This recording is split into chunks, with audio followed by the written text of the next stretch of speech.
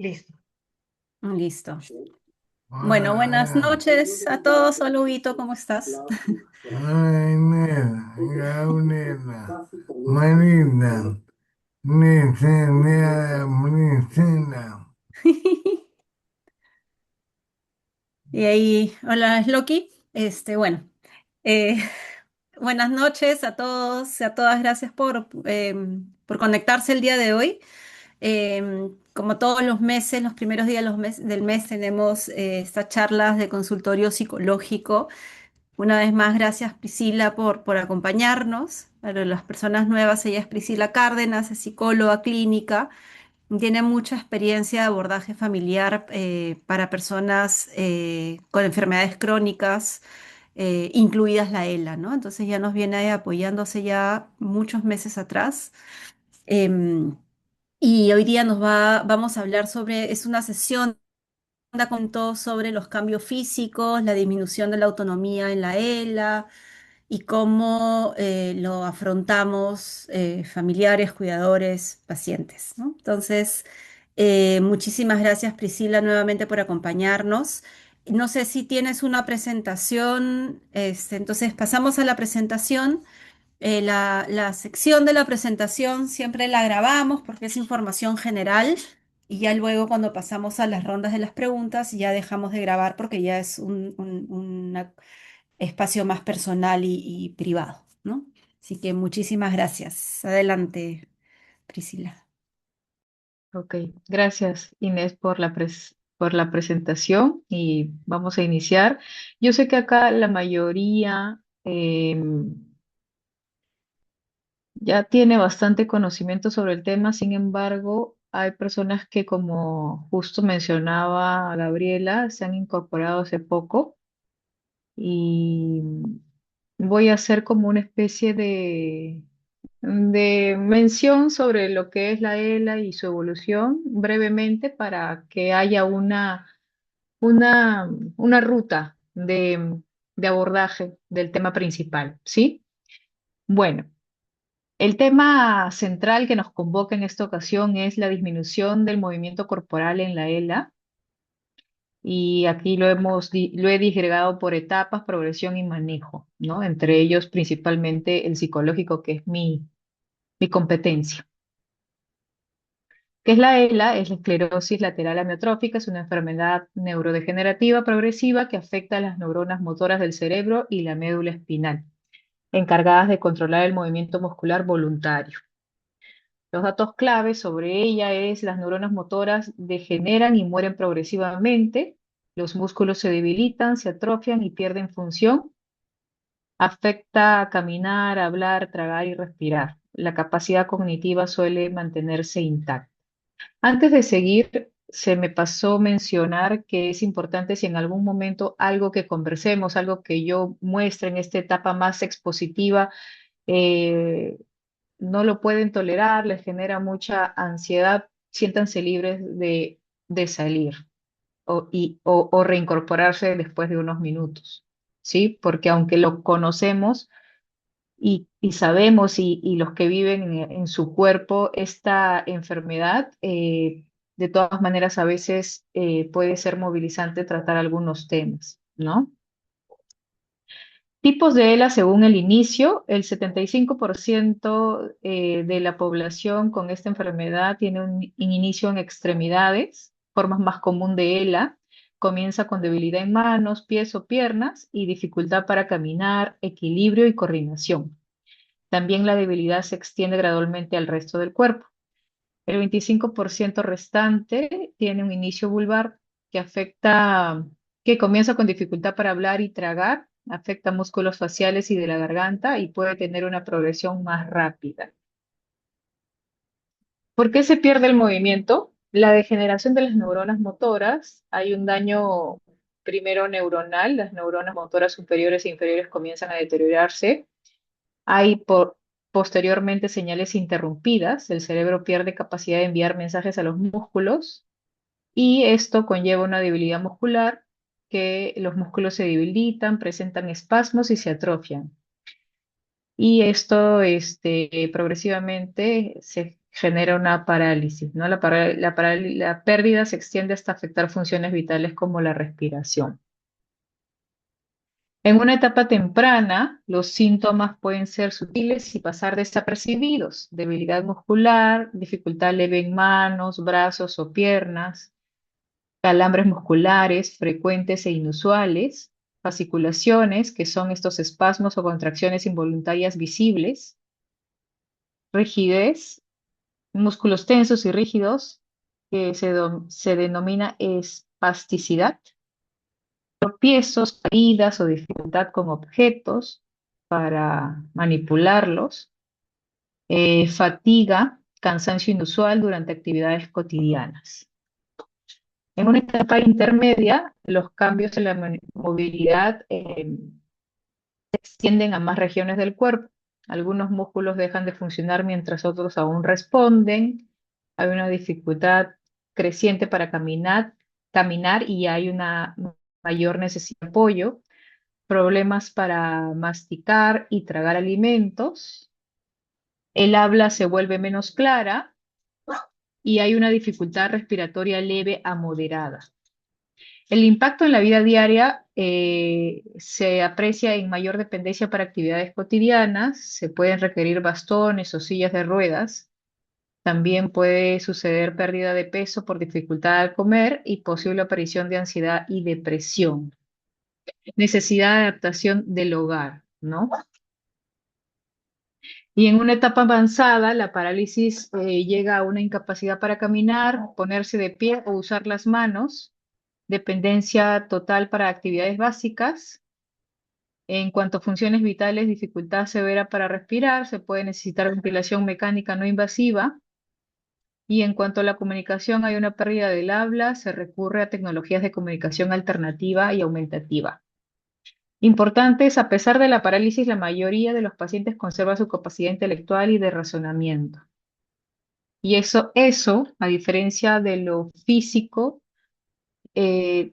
sigue habiendo desde el lado cognitivo una autonomía y una capacidad para seguir como poniendo en, en la mesa los deseos y las necesidades, aunque la comunicación no va a ser la típica, sino van a haber otras rutas de comunicación que vamos a llamar las adaptaciones para seguir teniendo autonomía en cuanto a los deseos y las necesidades, ¿no? Eso es lo ideal y eso es lo que se espera. En cuanto a rehabilitación y manejo del movimiento, esto tiene que ver más de corte médico, pero lo menciono porque es parte integral de la aproximación a este tipo de terapias para la enfermedad. Es ideal la fisioterapia, ejercicios de bajo impacto para mantener fuerza y flexibilidad, programas personalizados según la etapa. La terapia ocupacional también permite adaptación del hogar y actividades diarias, uso de dispositivos de asistencia para la independencia.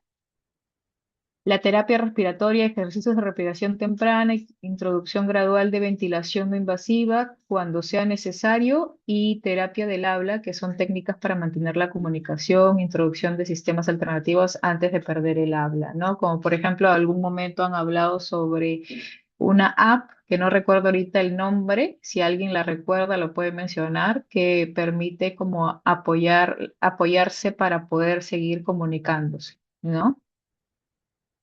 Eh, y este es mi área, ¿no? El impacto emocional al perder el movimiento. Cómo afecta psicológicamente cada transición de movilidad. Y la movilidad reducida tiene dificultad con manos y también hay tropiezos. Hay una frustración inicial al no poder hacer tareas simples, ansiedad por la incertidumbre del avance, negación o resistencia a pedir ayuda, como justo comentaba una persona hace un momento, ¿no? Como incluso esta resistencia o negación de pedir ayuda puede mantenerse a lo largo del tiempo que vive con la enfermedad la persona, ¿no? Por diferentes razones que vamos a ir comentando.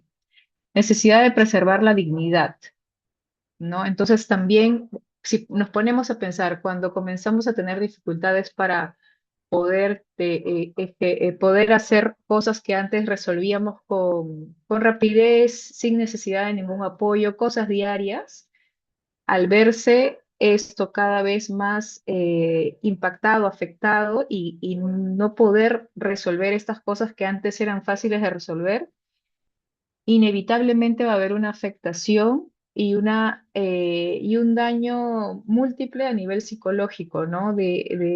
Si es una persona que ha sido siempre autónoma, resolviendo o siendo, en el caso típico de los varones, como los que han tendido a tener una vida laboral muy activa y de pronto la enfermedad llega y sabemos que a veces puede tener una presencia mucho más rápida, esto genera un gran impacto de quién soy, porque, ay, perdón, eh, la necesidad de... Espérenme un momento, por favor, disculpen, para poder hacer que... No te preocupes, Priscila, aquí estamos Ya. tranquilos.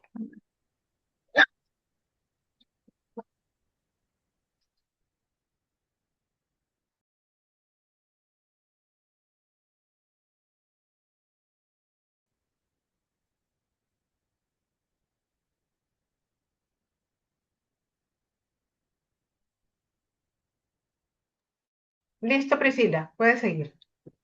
Sí.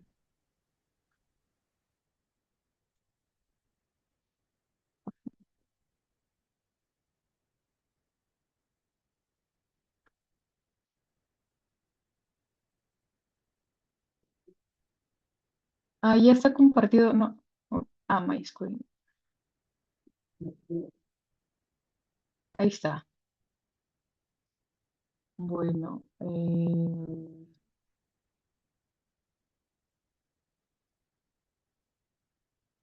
¿lo ven completo?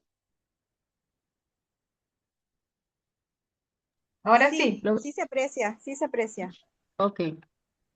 Entonces, como les venía diciendo, hay una necesidad de preservar la dignidad, ¿no? Porque nosotros, todos los seres humanos, nos construimos, somos un cuerpo integrado, ¿no? En donde hay una masa orgánica, una masa concreta, que son todo lo que podemos tocar, sentir y percibir con nuestro cuerpo, y a la vez se producen pensamientos y emociones en el intercambio con el mundo y cómo el mundo, desde las primeras interacciones, impacta en la construcción de la mente humana, ¿no? Y específicamente en la identidad. Entonces, nuestra identidad también es corpórea. ¿Esto qué quiere decir? Que somos lo que hacemos. Y cuando hay una dificultad en el movimiento, cuando existen enfermedades de este estilo en donde vamos viendo disminuyendo nuestra posibilidad de autonomía física, de todas maneras impacta en sobre quiénes somos. Como decía hace un momento, pensando en alguien que es súper activo, independiente, moviéndose, todos en general usamos nuestro cuerpo y nos identificamos con él y a partir de lo que hacemos con él también nos construimos y nos devolvemos quienes somos, pero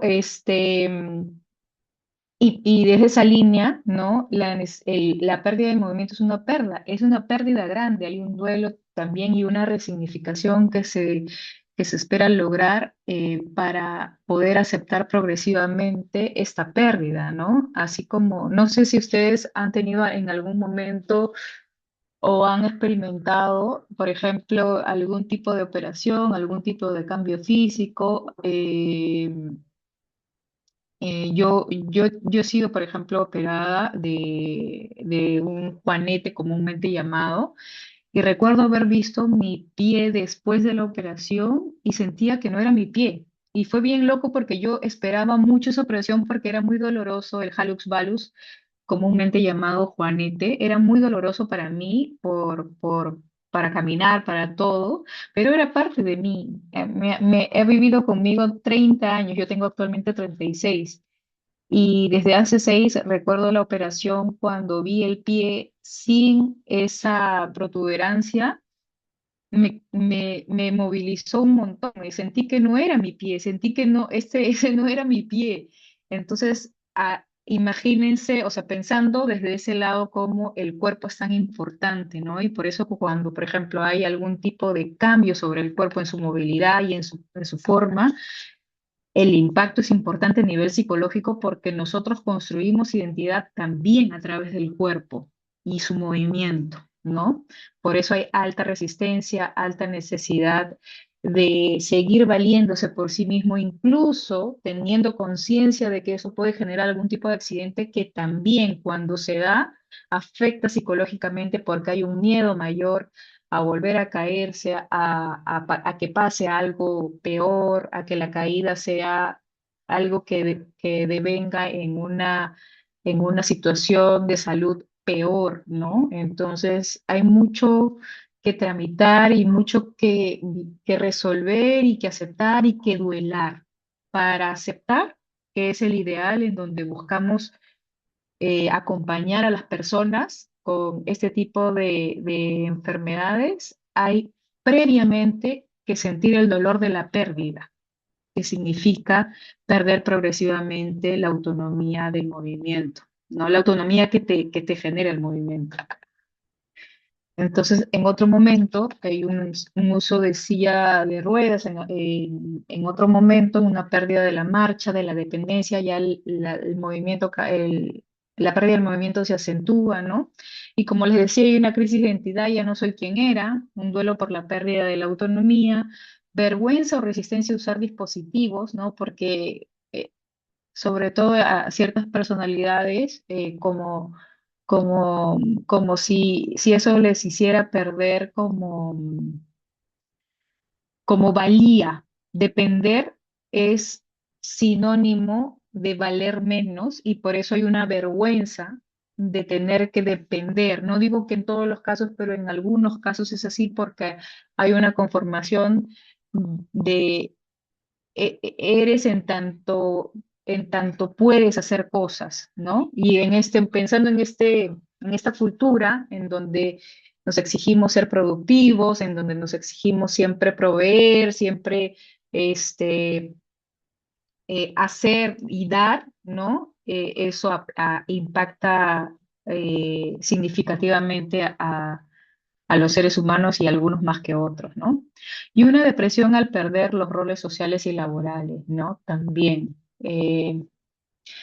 Esta enfermedad que a veces avanza muy rápido, te deja poco margen de poder transitar con la holgura que de repente tu pensamiento y tu necesidad psicológica requiere, porque el cambio comienza a ser muy rápido, entonces tienes que duelar que ya no eres el mismo, tu cuerpo está perdiendo el movimiento y con ello tienes que ir viendo de organizar cómo vas a sistemar todo lo que solías hacer, como el trabajo, y entonces son muchas pérdidas, de repente no todas a la vez, pero una después de otra, si es que avanza muy rápido.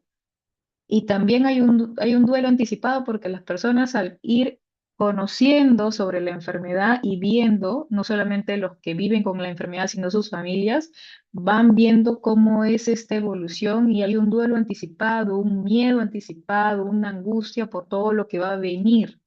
Y muchas veces eso también dificulta poder ingresar progresivamente y al ritmo de cada uno a mirar lo que viene, ¿no? Por ser muy abrumador. Por eso es que cuando al inicio les decía, si en algún momento ustedes creen que lo que yo estoy diciendo les moviliza mucho, los entiendo y siéntanse libres de salir del encuentro. Es totalmente entendible, ¿no?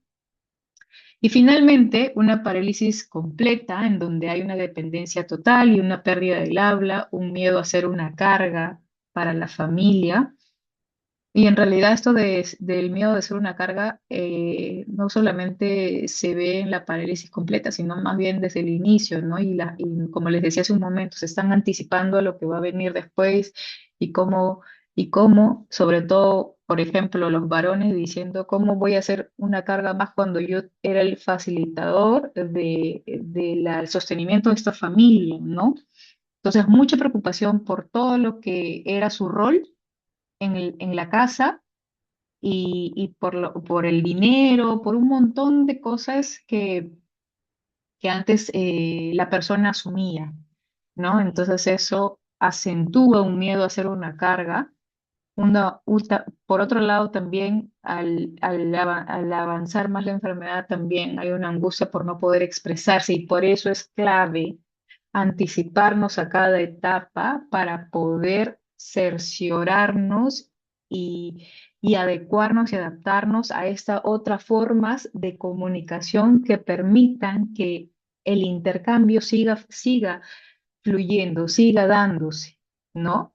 Porque de repente va a ser más pausado y va a ser de repente no tan extensivo como cuando usamos sin ninguna dificultad el habla, pero se tiene que preservar los canales de comunicación, así sean pausados, mínimos o que no necesariamente tenga que ver con expresiones verbales, mejor dicho, o expresiones lingüísticas, sino más bien con gestos, con movimientos también, ¿no? Que uno va incorporando también y va conociendo qué quiere decir o qué estoy diciendo.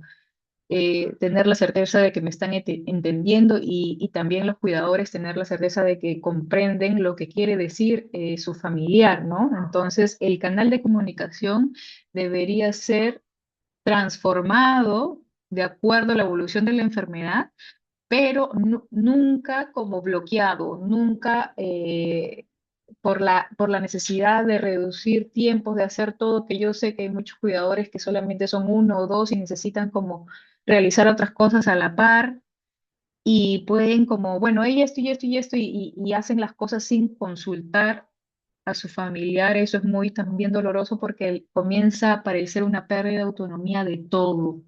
Si es que sin querer generamos eso, comienza a haber una pérdida de cualquier posibilidad de expresar deseo y de comunicar. Y eso es lo que no queremos que pase porque eso afecta psicológicamente, genera mucho malestar, en algunos casos mucha tristeza, mucho sufrimiento que no ayuda, ¿no? Entonces queremos preservar lo máximo posible las formas de independencia, que no necesariamente son físicas y de movimiento, porque eso no lo podemos controlar, pero si la mente está intacta, como pasa en la mayoría de pacientes con ELA, entonces esa independencia que su mente todavía puede ejercer, tengamos como el norte y la idea de facilitar la comunicación para que sus deseos y sus pensamientos y sus puntos de vista sean escuchados,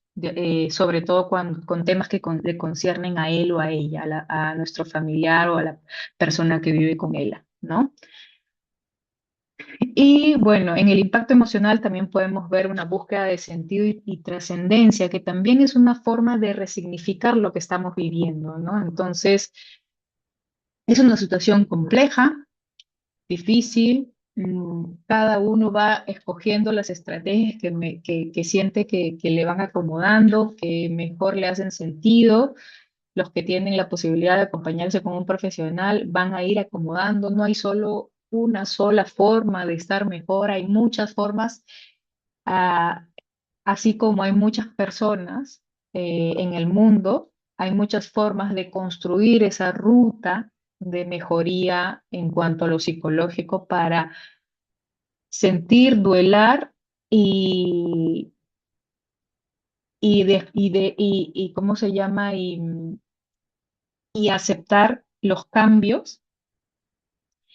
Y eso en algunos casos se transforma de acuerdo a esa ruta única que cada uno construye, una búsqueda de sentido, ¿no? Una búsqueda de trascendencia. En este contexto, ¿dónde me puedo colocar o cómo quiero remirar esto para que además de que me generó o me sigue generando tristeza, de repente ya no una tristeza angustiante, sino una tristeza más de cómo no sentirme mal por todos estos cambios, por todo lo que conlleva esta enfermedad, ¿no? Pero luego esa tristeza también transformada, ¿no? En una búsqueda de sentido, en una trascendencia. ¿Cómo puedo ubicarme en un lugar en donde esto para mí sea un, un contexto que me facilite mirar las cosas de otra manera, utilizar mi tiempo de otra manera antes de la enfermedad, tener contacto con mi familia de otra manera y usar esto que, aunque le decimos constantemente enfermedad, es también como dentro del contexto que nos ha tocado, es otra variable más. La persona es el centro, el ser humano es el centro, la ELA no es el ser humano, es una variable que está alrededor de todo su contexto. Entonces, ¿cómo esta variable que ha venido a mi vida en cierto momento de mi desarrollo vital y de mi familia, qué puedo hacer para, además de todo lo anterior, usarla como un medio que me permita remirar lo que siempre he visto, el tiempo, el vínculo, las amistades? ¿Cómo puedo a través de esta variable remirar todo de otra forma? Y capaz esa nueva forma de mirarlo me genera mucha más tranquilidad y aceptación. Que no es fácil, pero es posible, ¿no? Eh, y por otro lado, decisiones sobre cuidados al final de la vida, que también es un tema complejo, que no es fácil de abordar, pero cuando encontramos sentido y trascendencia, como les decía hace un momento, mirar estos temas ya no asustan tanto, porque uno siente que esta variable que vino en un momento de la vida de la familia y de la persona que la vive en su cuerpo, tiene un sentido y ha venido a reorganizar cómo veo todo. Y entonces, sobre cuidados al final de la vida, sobre cómo quiero vivir tal o cual experiencia, comienza también a ser matificada y mirada desde esa nueva óptica y ya no asusta tanto y ya no genera tanto rechazo. El acompañamiento psicológico en cada transición.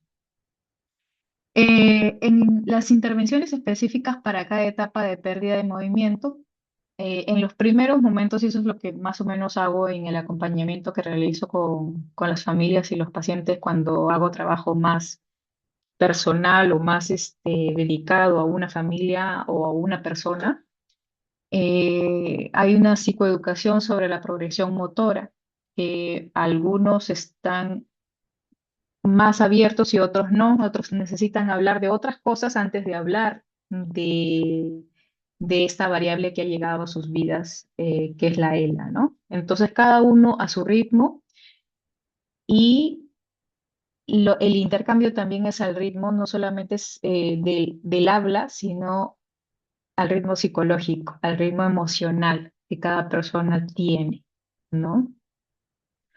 Psicoterapia para manejar la ansiedad ante tropiezos y caídas, ¿no? Porque los tropiezos y las caídas nos revive lo vulnerable que podemos ser con esta enfermedad. Antes que una caída no lleva más que un movimiento rápido de levantarse y bueno, y un poco sacudirse o parar un rato para el dolor. Ahora necesita mucho más apoyo, un otro que nos acompañe, un otro que también esté atento a nosotros, ¿no? Y es inevitable asociarlo con miedo, con angustia, y esto pues genera ansiedad de cómo va a ser la siguiente vez o cuánto tengo que estar más atento, ¿no? Pero también a la vez es una oportunidad si lo comenzamos a remirar, ¿no? Una oportunidad de anticiparnos a los cambios que vienen, ¿no? Si hay una caída, como comienzo a tener mayor conciencia de que mi cuerpo está transitando esta enfermedad ahora en este punto, en esta etapa, ¿no? Entonces, después del susto, después de la ansiedad, viene como la reorganización de cómo esto voy a ir incorporándolo, porque está ahí, no lo puedo evitar, ojalá no estuviera, pero está. Entonces, ¿qué hago con esto? ¿Cómo me posiciono la siguiente vez? ¿Qué puedo hacer previamente para evitar caídas de ese estilo o para poder pedir auxilio rápidamente? ¿No? En algún momento en algún otro encuentro se hablaba de un timbre muy cerca al cuerpo, por ejemplo, ¿no? Por ejemplo, digo, ¿no? Esas adaptaciones físicas, pero también las adaptaciones psicológicas que tienen que ver con anticiparnos a lo que pueda venir sin que sea un constante pensar todo el tiempo sobre lo que viene, sino más bien adentrarnos poco a poco para que cuando suceda estar preparados, ¿no? Fortalecer la identidad más allá de la capacidad física, eso es lo que hablábamos hace un momento, ¿no?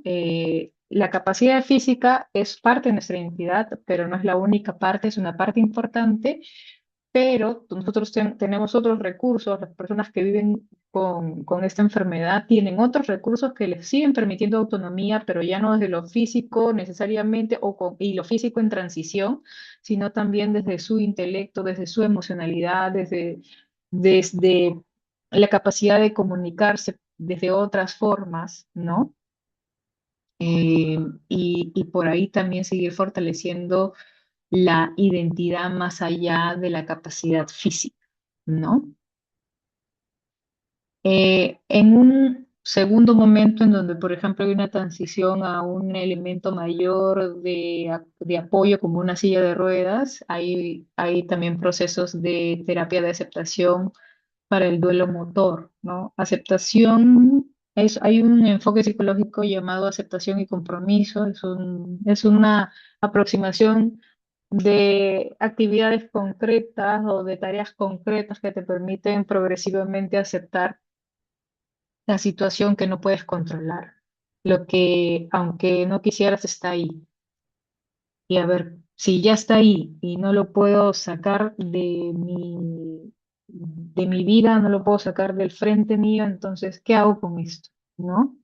Ese es un tipo de aproximación terapéutica que también ayuda un montón, sobre todo en estas fases, ¿no? De duelo motor. Y también un trabajo de duelo por la pérdida de la marcha, ¿no? Que también es parte del trabajo que suelo hacer, ¿no? Cuando hablamos de trabajo de duelo es poder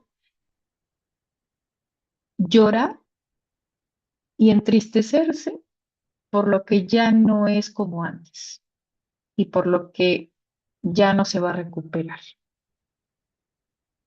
Y es necesario, primero, aprender a conectarnos con esas emociones que no son tan agradables, y eso se aprende porque la mayoría de las personas somos analfabetos emocionales, y se aprende, y cuando se aprende, comenzamos a toda la emoción que está cargada en el cuerpo, poder sacarla en el afuera, ya sea hablando de lo que sentimos, llorando lo que sentimos, sintiendo. A veces es la sensación en el cuerpo de me estoy sintiendo triste y sentirlo y como habitar la emoción, ¿no? Entonces, luego de que uno comienza a aprender a identificar qué está sintiendo y no solamente lo trata de evadir por, por muchas razones, porque ha sido su forma de tratar las emociones a lo largo de su vida, después de eso puede como duelar lo que duele. Y luego de duelar lo que duele, de acuerdo al tiempo que cada uno requiere de duelar, puede permitir mirar con una apertura o con una mirada distinta lo que le está sucediendo, pero es necesario poder duelar para poder remirar mi situación actual, lo que me pasa y transformar, ¿no? Transformar la pena, la tristeza. Em, Redefinir autonomía con nuevos dispositivos, ¿no? Por ejemplo, bueno, la marcha, el movimiento ya no es como antes, pero la silla es mi herramienta. Muchas personas en su deseo de no depender, aunque la dependencia no la podemos transformar y ya está ahí, y sobre todo en este tipo de enfermedades, eh, rechazan mucho los apoyos, no quieren todavía, sobre todo al inicio. Entonces, mirar, y eso también lo trabajamos en el consultorio, ¿no? Como esto de acá, este bastón, esta baranda que han puesto en el baño, este caminar más despacio que estoy incorporando no es una amenaza, es un apoyo. Me permite seguir movilizándome. Es cambiar el foco, ¿no? Entonces, esta silla no me amenaza, esta silla me ayuda, ¿no?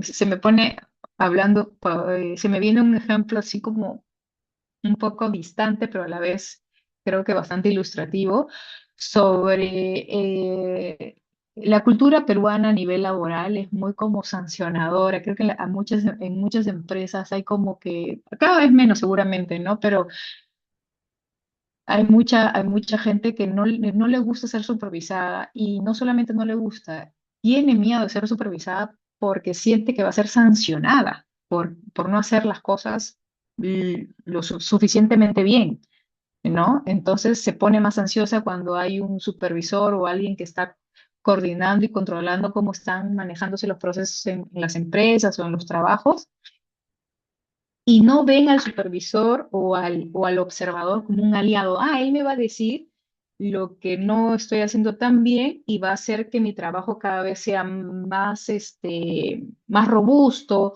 mucho más, mucho más fino, mucho mejor, en palabras simples, ¿no? Si no lo ven como me va a criticar, me va a decir todo lo que estoy mal, le va de repente va a comparar con otro y ese otro va a tener ventaja sobre mí, ¿no? Siempre es como al supervisor o al que viene para hacer un escaneo de cómo se están ejecutando los procesos en una unidad dentro del organigrama empresarial, se les ve con mucha resistencia, con mucho miedo, porque tenemos una cultura muy sancionadora, muy de no haces esto bien, ¿no? Y tampoco es quejarse de los trabajadores, sino que los trabajadores responden a una cultura, pero la importancia y los psicólogos organizacionales que trabajan en esto hablan como de ver al coordinador como un apoyo. El coordinador es tu amigo, es tu herramienta para que tú mejores tu producción.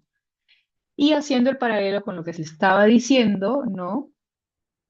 En la silla de ruedas, el bastón, la baranda, en mi caminar más lento que yo estoy queriendo adoptar para cuidarme de posibles caídas, es una herramienta que me va a seguir permitiendo moverme de otra manera, pero moverme y estar cuidado de no caerme si es que estoy reduciendo la velocidad de mi tránsito, ¿no?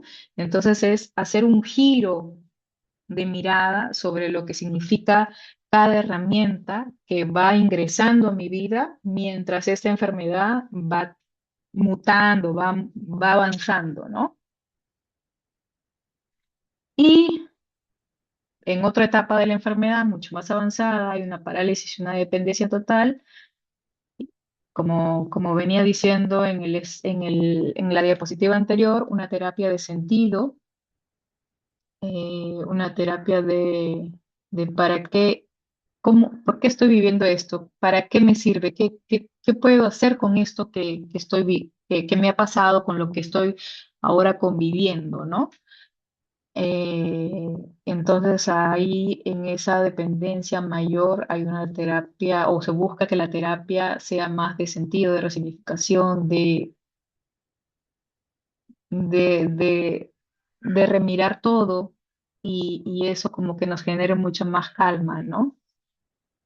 Hay una comunicación alternativa emocional, A-tracking le dicen en inglés, ¿no? Comunicación alternativa, que son estas, de repente ya el uso de ciertas rutas de comunicación, ya sean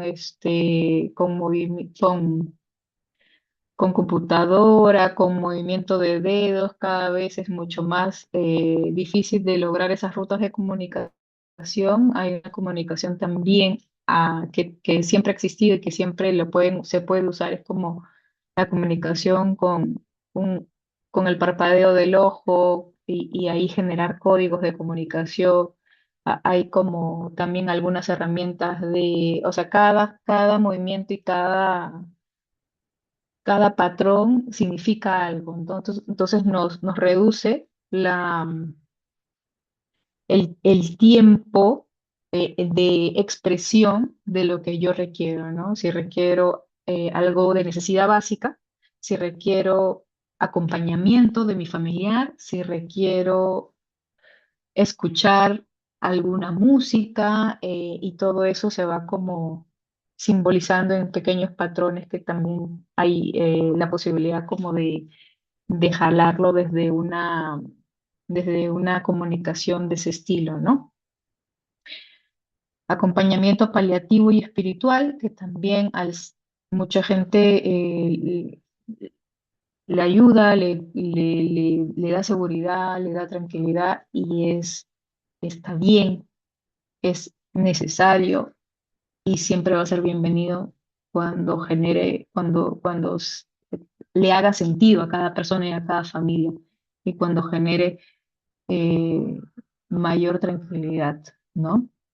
Preservar la dignidad y la toma de decisiones, ¿no? Nuevamente, el habla se reduzca no significa que pierde su toma de decisiones y su capacidad de expresar. Hay que construir otras formas de comunicación, aunque parecieran como muy mínimas, eso permite a la persona seguir usando su voluntad en lo máximo que se pueda para decisiones que tengan que ver con él o ella, o decisiones familiares que le competen, ¿no?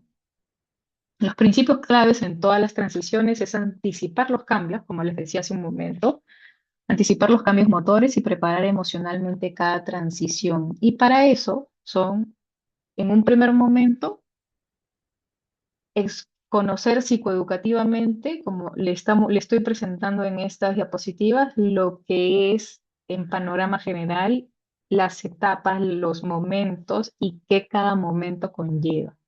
Entonces ahí ya estamos haciendo una primera preparación, ¿no? Más educativa, más informativa. Y luego viene la preparación emocional, ¿no? Que también es en esta segunda etapa en donde vamos a conversar sobre qué me genera a mí como familiar o qué me genera a mí como persona que vive con la ELA, estos cambios vividos, estos cambios que estoy viviendo o estos cambios que van a venir, ¿no? Y ahí podemos ya hablar de cómo nos sentimos, qué nos genera, qué pensamientos vienen, ¿no?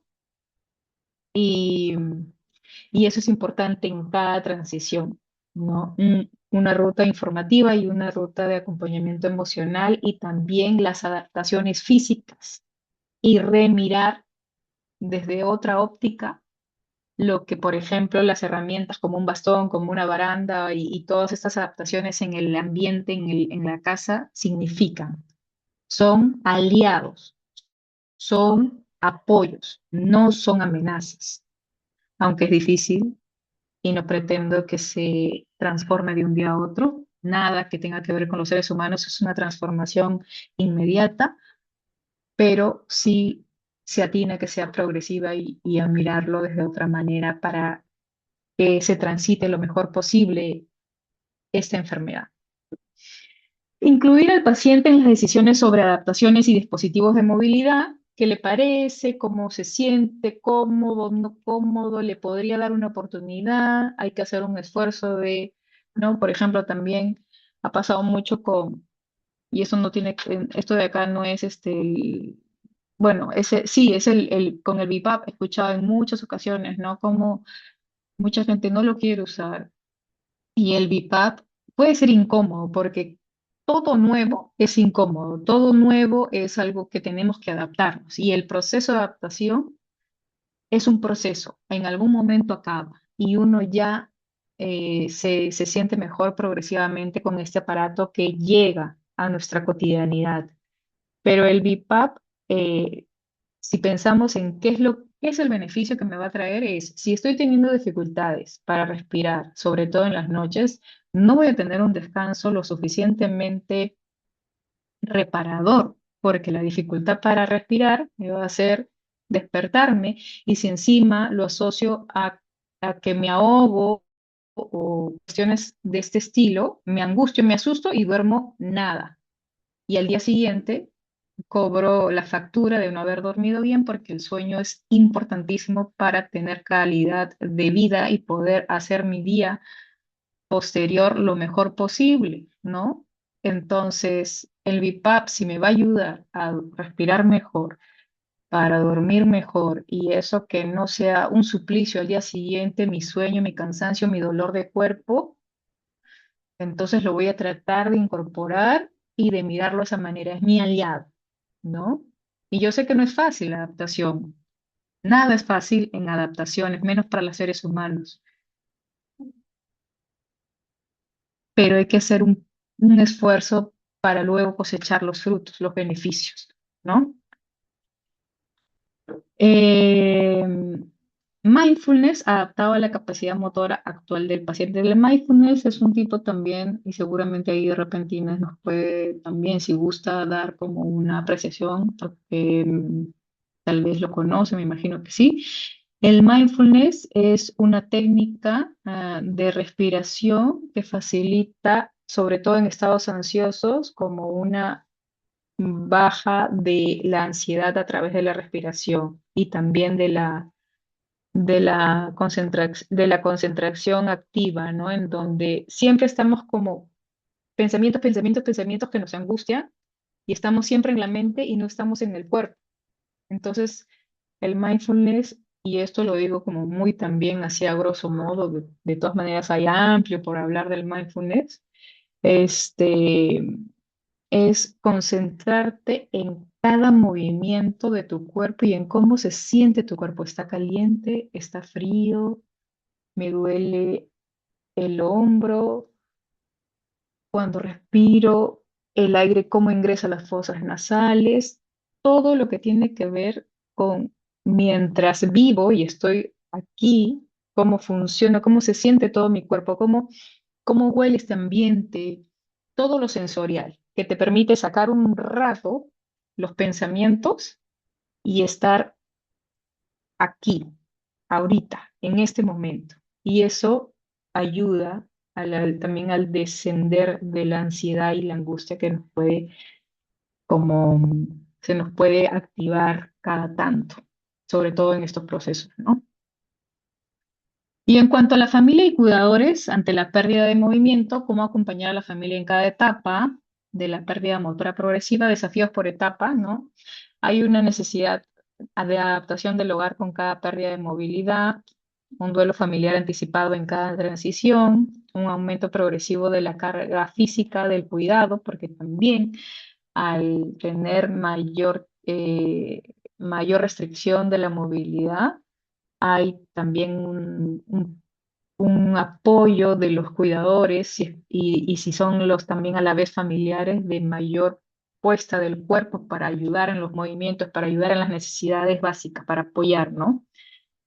Un impacto en niños que ven al padre o la madre perder el movimiento o al abuelo o la abuela, el tío, a la tía perder el movimiento y es importante abordar y hemos tenido un encuentro de cómo hablar con los niños y adolescentes de esto, de la ELA, de la enfermedad que ha venido y se ha instalado en esta vida familiar, ¿no?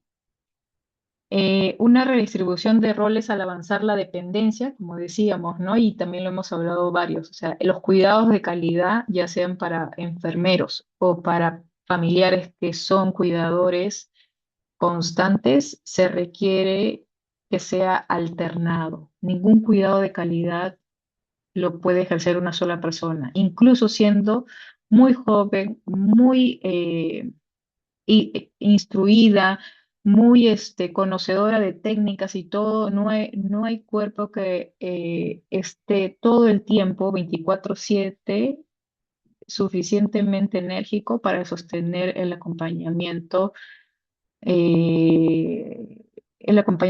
de familiares o de personas con cualquier enfermedad, con cualquier enfermedad crónica, ya sea física o mental. Hay que alternar los cuidados para descansar, para también estar con uno, y cuando se retorne poder tener ese espacio de distensión y dispersión que te permita retornar con energía al cuidado posterior, ¿no? Entonces, nunca debería ser necesario. Yo sé que a veces es difícil y no hay suficiente recurso humano o económico para poder hacer esa rotación, pero siempre hay que buscar las mil y un formas de poder hacer una alternancia, ¿no? Y explicarle a nuestro familiar por qué es importante la alternancia, para que ese cuidado siga siendo de calidad. Em, Terapia familiar en cada transición de movilidad, que es lo que también trabajo cuando abordo a personas con esta enfermedad y sus familias. Un poco para hablar cómo cada uno lo está viviendo, cómo se están organizando, desde temas muy logísticos a temas muy de cómo cada familiar está viviendo esta transición y este cambio de roles. Va a haber un movimiento en toda la familia y también eso implica adaptaciones, ¿no? Grupos de apoyo específicos para cuidadores, que también tenemos la posibilidad en la asociación ELA, a través de estos consultorios abiertos, de hablar también solamente y netamente con cuidadores para escuchar cómo están viviendo cada uno y qué podríamos hacer específicamente ante cada problemática que muchos comparten por tener esta experiencia de tener un familiar con esta enfermedad. Capacitación en técnicas de movilización y transferencia, que si son familiares y nunca han cuidado a una persona, es importante que puedan informarse y ver a través de los distintos dispositivos de apoyo, tanto organizaciones, escuelas, cursos online sobre técnicas de movilización, o si no, delegar a una persona capacitada la posibilidad de ejercer este tipo de cuidado con medidas adecuadas para este tipo de enfermedad, ¿no? Y preservar lo mejor posible el, el cuidado del cuerpo, del cuerpo de la persona que vive con la enfermedad y del cuerpo de uno también, porque si no usamos la técnica adecuada, nos duele la espalda, nos duele lo otro, nos duele, y así se va haciendo como una bola de nieve de dificultades. Entonces hay que anticiparnos a eso también. Apoyo psicológico para hijos y jóvenes del núcleo, porque toda la familia transita pérdidas.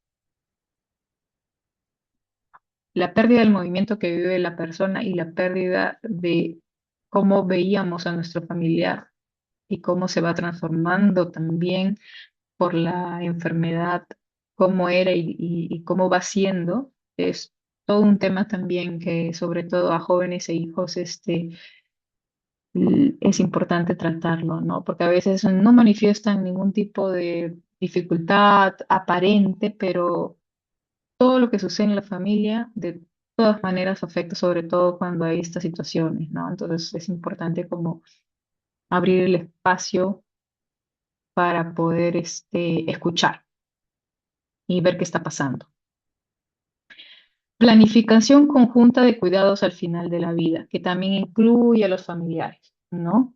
Entonces, es importante escuchar a la persona que vive directamente en el cuerpo la enfermedad, pero también importante cómo cada familiar y cómo cada grupo familiar está viviendo todo esto que transitan junto a su familia, ¿no?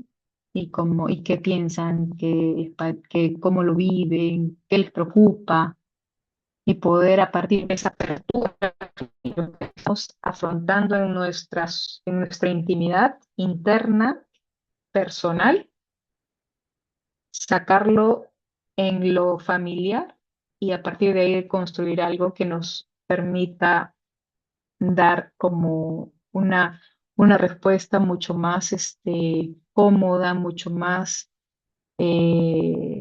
grupal, mucho más abierta a lo que todos estamos sintiendo y a partir de esa apertura sostener lo que todos estamos sintiendo. No es fácil nuevamente, sobre todo con cada familia tiene sus formas de comunicación. No siempre es la comunicación que nos gusta o nos gustaría tener. A veces son otras formas de comunicarse y la comunicación para algunos puede ser no decir nada y cargar solos, pero eso tiene un costo a la larga, ¿no?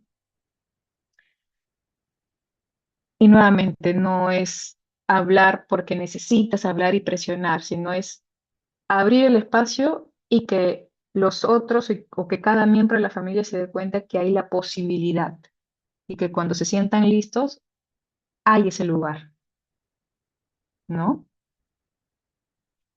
Em, y este es el último slide, estoy hablando un montón, el último, el último slide, sí. Vivir con ELA, aunque la ELA transforma la movilidad, la persona siempre es más que su enfermedad, siempre,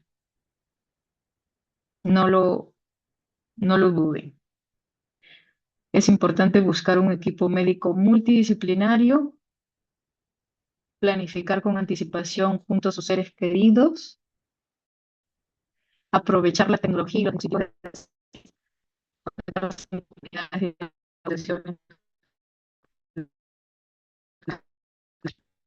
pero no estamos solos. Y eso es todo por este lado. Gracias. Muchas gracias, Priscila. Siempre, siempre con información muy pertinente, muy justo para el momento. Bueno, eso es pertinente. Pero muy, no sé, cada vez que te escucho en las charlas, salgo con cosas nuevas, ¿no? Y siempre voy apuntando todo lo que dices y has dicho un montón y no quiero tomar mucho tiempo también para darle un pequeño espacio de ronda de preguntas, pero me gusta mucho cómo ha salido todo alrededor de esta nueva identidad, ¿no? Eh, em, Esta crisis de identidad que la vemos siempre como algo a lo largo de la vida, ¿no? Eres niño, adolescente, y ahí te vas acomodando un poco a tus roles de acuerdo a la edad, pero nadie te habla de esta identidad que uno tiene que em, redefinir, no sé cómo ponerlo ahorita, pero este, por una enfermedad como esta, ¿no? Que te coloca que no dejas de ser todo lo demás, pero es tan fuerte como lo has planteado, es tan difícil, la pérdida de autonomía, la dignidad, todo lo que has mencionado, este, que te hace cuestionar, ¿no? Y redefinir quién es uno, y sobre todo en en esta parte de los cambios de roles, ¿no? El cambio de rol de ser el que aporta, el que es fuerte y a pasar a ser cuidado, ¿no? Y el rol social, el que ya no puede hacer las cosas por sí mismo, todo lo que uno ha trabajado durante toda su vida y que de pronto se vea afectado todo esto porque está pasando el paciente, ¿no? Entonces me parece muchísimo muy importante cómo todo lo has llevado mucho a esto, el tema de también de asimilar y acomodar estos nuevos roles y esta situación para poder tener una trascendencia y aceptar. Y creo que por ahí va también los temas de aceptación de la enfermedad, que sabemos que muchas veces cuesta, no solamente cuesta, sino a veces no se aceptan, ¿no? Y eso que también ya por partes muy personales, ¿no? Como uno, las metas que uno tiene en la vida, si las cumplió, si no las cumplió, cómo uno se ve, y esto se ve de todas maneras, afectado por una enfermedad como la ELA, ¿no? Em, y sí, claro, hay que duelar lo que duele, lo he apuntado también. La importancia de la reacomodación y muchas otras cosas que has dicho, por supuesto. Pero también me quedo con el tema de la adaptación por etapa, tanto para la familia como para los cuidadores. Y finalmente, y esto va para una pregunta para ti, para ya pasar a las preguntas de los demás. ¿Cómo cambiar este foco de apoyo no es una amenaza? Que eso depende también, va como cómo uno afronta y acepta la enfermedad y en qué momento lo hace, ¿no? Porque tampoco podemos decir, desde el momento acepta lo que tienes. No, hay cada momento, cada etapa de la enfermedad, como lo has planteado, tiene su propio proceso y hay que ir aceptándola y trabajándola en su momento y en su etapa, ¿no? Y en los momentos de cada persona también. Creo que para los familiares que saben de los casos, por ejemplo, y no les cuentan todavía a sus pacientes, muchas veces tiene que ver en cómo la misma familia lo procesa, lo acepta, para luego cómo lo transmite, ¿no? Y así cada uno tiene sus duelos. Y algo que te pregunto, ya para luego pasar al tema, es como, muchas veces, perdón, yo pregunto y hablo, muchas veces vienen consultas sobre pacientes por parte de las familias de los pacientes que tienen, que se mezcla mucho la frustración de no poder ya caminar y hacer ciertas cosas, no hablar bien, etcétera, y que se va de la mano, va caminando una frustración que se traslada a un mal humor, ¿no? A una tiranía, me estoy copiando ahí palabras, hacia los cuidadores, ¿no? Y los pacientes no saben cómo manejar la frustración y el mal humor por el que está pasando el paciente, ¿no? Entonces, te suelto esa pregunta también de cómo manejar no solamente, que va de la mano con con todo lo que has dicho de la pérdida de la autonomía, qué sé yo, pero cómo manejarlo. Y si nos puedes decir un poquito más y ya con eso luego pasar a una ronda de preguntas. Muchísimas gracias otra vez. No, gracias a todos y gracias a ti por estas preguntas. La primera es cómo pensar los cambios o las adaptaciones, los apoyos como una herramienta o un factor que me va a permitir seguir teniendo esta autonomía. Este, cómo transitar de amenazas a apoyo, ¿no? Esa era la pregunta, Inés, ¿no? Estaba ¿No? buscando o sea, no como eso es algo que tú dijiste, sino cómo manejar, cómo los familiares, cuidadores pueden manejar el acompañar un proceso que genera tanta frustración y mal humor en el Ah, paciente, sí, esa ¿no? era la segunda pregunta. Y Ah, la no, la primera, otra no era pregunta, porque sí lo pusiste, ¿no? Cambiar el ok, foco, ver las cosas de manera ok, diferente. ok, Sí, era un ok. comentario, como Ah, ok, ok, ok, refraseándote. ok, perfecto. Ujú. Ok, a ver, creo que lo hemos hablado en otro momento, pero siempre es importante seguir hablándolo porque no hay una sola ruta nuevamente para nadie, con nada, menos con emociones. Entonces, ¿cómo manejar la tiranía o el mal humor? Cuando el mal humor es ocasional, hay que mirarlo como algo natural y esperado de una situación de este estilo.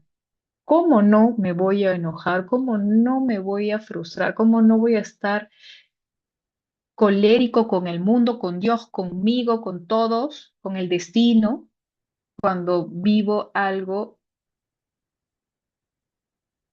que me está transformando de la punta del pelo a la punta de los pies, ¿no? Que está transformando la dinámica de mi familia, que está transformando todo lo que yo he sido antes de la enfermedad. Entonces, además, pensar en una etapa también, ¿no? Pero si esto, como en algunos otros casos, se cronifica, se acentúa, se vuelve en violencia, ¿no? Ya no solamente tiranía, mal humor, sino violencia, como le ha pasado a algunas familias, pensemos en cuáles han sido los canales de expresión del legítimo enojo y frustración de esta persona. ¿Por qué ha llegado a que todo su día y todo su estado sea de enojo permanente? ¿Por qué s- ha agarrado el enojo como un escudo para afrontar todo esto constantemente? Entonces ahí la estrategia es centrar. No es fácil tolerar el enojo de nadie.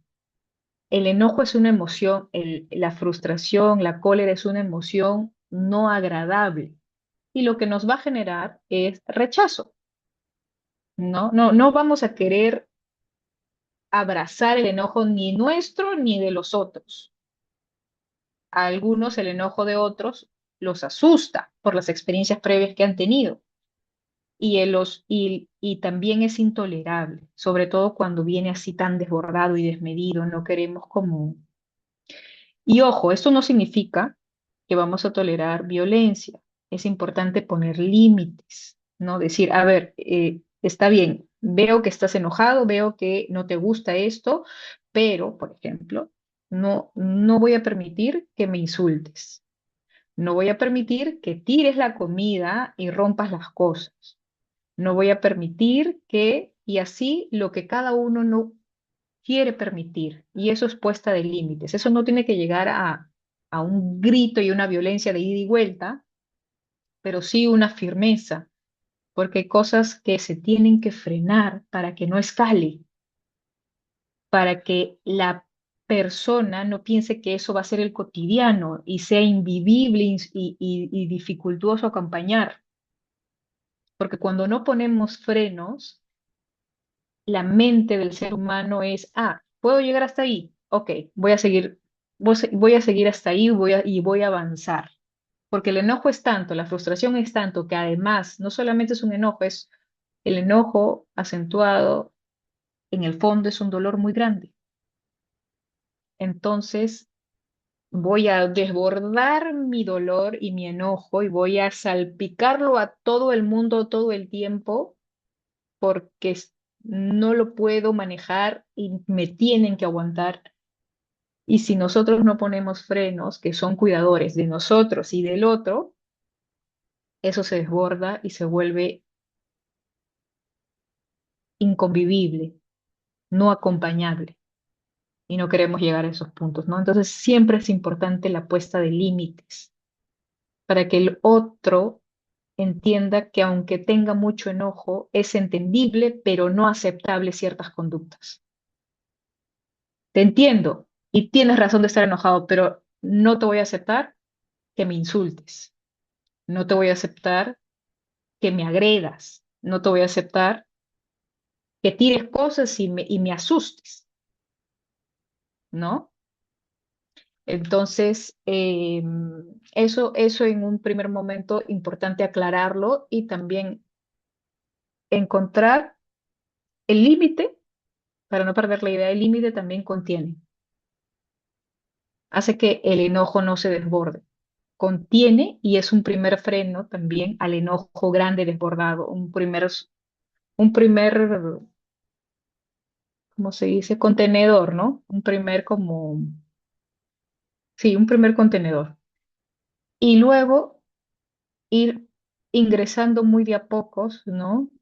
Tolerando el enojo hasta los puntos tolerables y decir, mira, no sé muy bien cómo estar contigo, veo que estás demasiado enojado y esto es del cotidiano, del día a día, pero quiero hacer algo para ver si puedo ayudar a entender qué está pasando.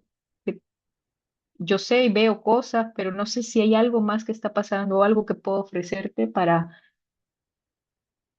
intentar como apaciguar lo que te duele, porque el enojo es constante, es dolor de fondo, ¿no? Entonces ya sabemos que hay una realidad, sabemos que hay una enfermedad, sabemos que hay una frustración.